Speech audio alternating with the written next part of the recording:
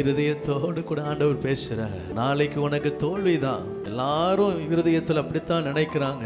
நாளைக்கு பேதுரு வெட்டப்பட போகிறார். முன்பு செய்த அப்போஸ்தலனை கொன்றது போல இவரையும் கொல்ல போறாங்க. ஆண்டவருடைய சிந்தை அது இல்லையே, ஆண்டவருடைய எண்ணம் அது இல்லையே. முந்தின நாள் நைட்டே அது காரியத்தை மாற்ற வல்லவராக இருக்கிறார். முந்தின நாள் நைட்டே தூரம் அனுப்பிடுறார். எல்லா காவலும் திறப்பட்டது, சங்கிலிகள் கலன்றது. அவன் விழாவிலை தட்டி எழுப்பி, புறப்படு புறப்படு, உனக்குண்ட காரியங்கள், உனக்கென்று வைத்திருக்கிற காலம் இன்னும் இருக்கிறது, முடியலை, புறப்படு. உங்களோடு கூட பேசுகிறார். உன் அவிசுவாசம் முன்னை விட்டு நீங்கட்டும். உன் வாழ்க்கையில் இன்னும் நிறைய காரியங்களை கர்த்தர் உன்னை கொண்டு செய்யணும்.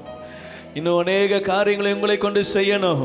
புறப்படு கிதியோன்களே எழும்பு, தெபோராக்களே எழும்பு. கர்த்தர் கிரியை செய்ய வல்லவராக இருக்கிறார். அவிசுவாசத்திலேயே மாண்டு விடாதீங்க. உங்க யோசனையை யோசித்து அது அப்படி இது இப்படி, ஐயோ அவன் சவுல் பெரிய கொடூரமான மனுஷன், துன்பப்படுத்துகிறவன், சபையை துன்பப்படுத்துகிறவன், அனனியா புலம்புறான். ஆண்டவர் சொல்றாரு, நான் சொன்னதுக்கு அப்புறமும் நீ இந்த வார்த்தை என்கிட்ட சொல்லலாமா? நான் சொல்றேன் போ, அவன் என்னுடைய ஊழியக்காரனாய் மாறிட்டான். நான் அவனை மாத்திட்டேன். ஆண்டவர் அவனோடு கூட பேசுறது போல உங்களோடு கூட பேசுறார். உங்க சூழ்நிலைகளை கர்த்தர் மாத்திட்டார். அதை பார்த்து பயப்படாதீங்க. நாளைய தினத்தை குறித்து கவலைப்படாதீங்க. ஆண்டவர் உங்களை பார்த்து சொல்றார், நாளைய தினத்துக்கு நான் தான் ஆண்டவர்.